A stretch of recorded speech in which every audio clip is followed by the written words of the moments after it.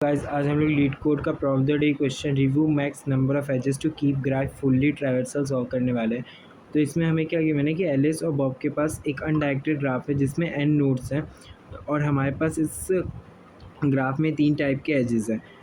Type 1 का as है जिसमें सिर्फ एलिस ट्रैवर्स कर सकता है और टाइप 2 का एज जिसमें सिर्फ बॉब ट्रैवर्स कर सकता है और टाइप 3 के एज में सिर्फ मतलब टाइप 3 के एज में एलिस और बॉब दोनों ट्रैवर्स कर सकते हैं।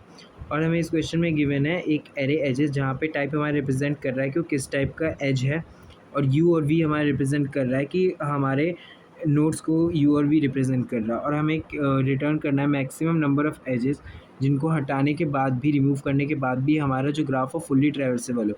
और अगर हमारा ग्राफ फुल्ली ट्रैवर्सेबल नहीं है तो हमें -1 रिटर्न कर देना है। तो हम पहले टेस्ट केस लेके देखते हैं कि हम इस क्वेश्चन को कैसे सॉल्व कर सकते हैं।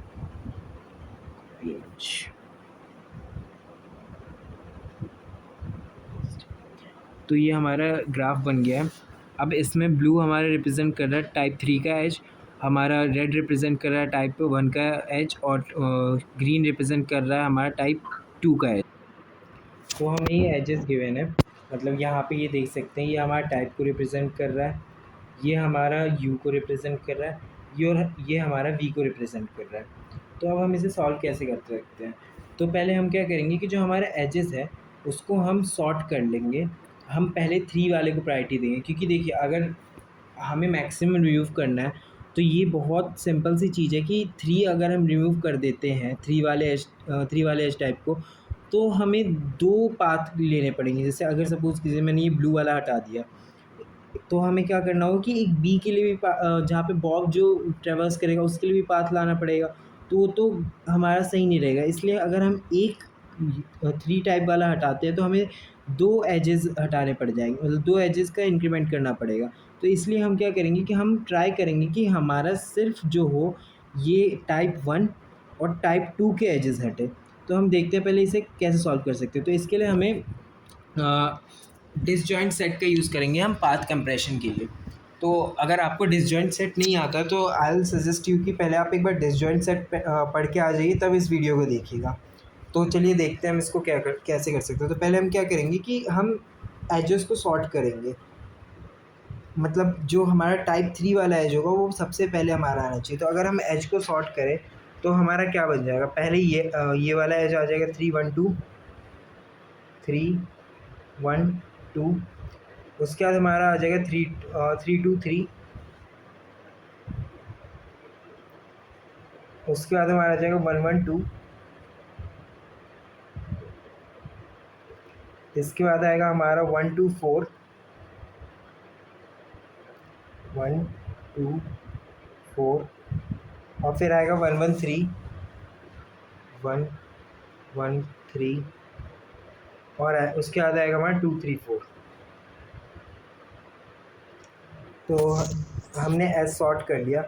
अब हम क्या करेंगे कि जो चारों नोड है उसको अलग अलग कर देंगे। तो हमारे पास नोड क्या है 1 2 3। और हम ट्राई करेंगे कि हम ग्राफ फॉर्म कर सकें। हमें ये नहीं देखना है कि हम रिमूव कैसे करेंगे, हम पहले ट्राई करेंगे कि हमें ग्राफ फॉर्म करना है।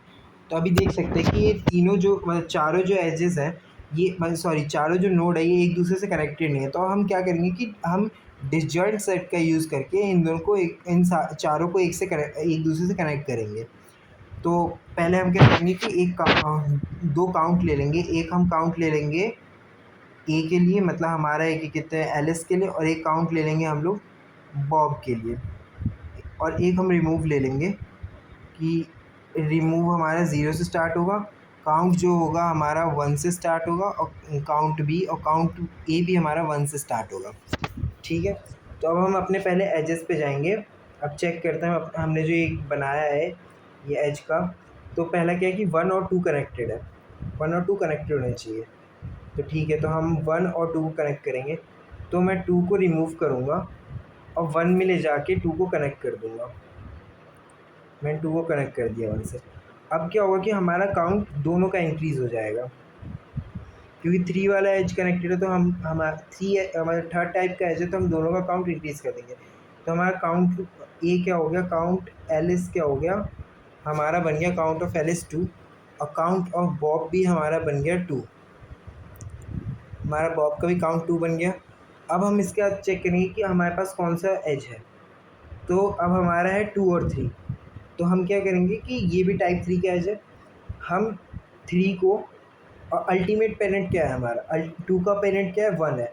तो इस तरीके से हम पास कंपैरिजन कर रहे हैं, तो हम 3 को भी 1 से कनेक्ट कर देंगे, क्योंकि हमारा 2 का अल्टीमेट पेरेंट 1 है।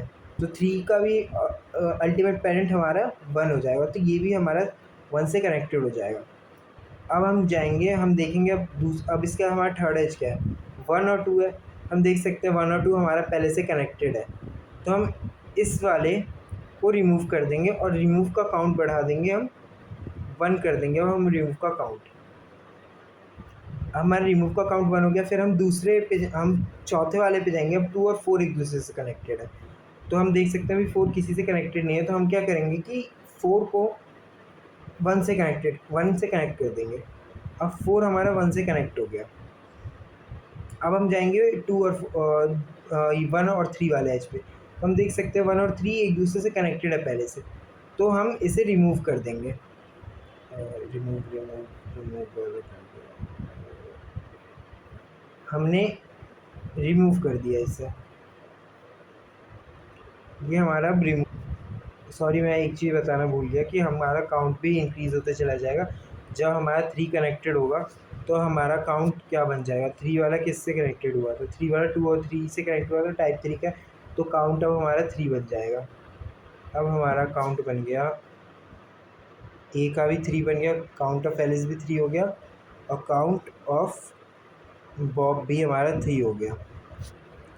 अब ऐसे ही हमारा एज जब 2 और 4 कनेक्ट होगा तो कौन से टाइप का, टाइप 1 का है, तो हमारा सिर्फ काउंट ए जो होगा हमारा वो इंक्रीज़ होगा। अब काउंट ए हमारा बन गया 4, मतलब काउंट एलिस, और काउंट ऑफ बॉब हमारा जो बन गया वो बॉब अभी तक 3 रहा। तो उसके बाद फिर हमारे पास कौन सा एज आ रहा है, 3 और 4 आ रहा है हमारे पास।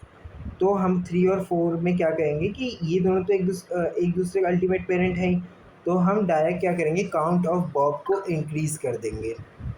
अब काउंट ऑफ बॉब भी हमारा 4 हो गया। अब हम देख सकते हैं कि ये पूरा हमारा ट्रैवर्सल कंप्लीट हो गया, तो हमारे पास रिमूव कितने बचे, तो हमें सिर्फ 2 एजेस को रिमूव करना पड़ रहा है। हमारे सिर्फ 2 एजेस रिमूव हो रहे हैं, तो हमारा आंसर भी 2 ही है। तो इस तरीके से हम लोग डिसजॉइंट सेट का यूज़ करके हम इस क्वेश्चन को सॉल्व कर सकते हैं। चलिए अब हम इसे कोड करके देखते हैं कि हम इसे कैसे कोड करेंगे।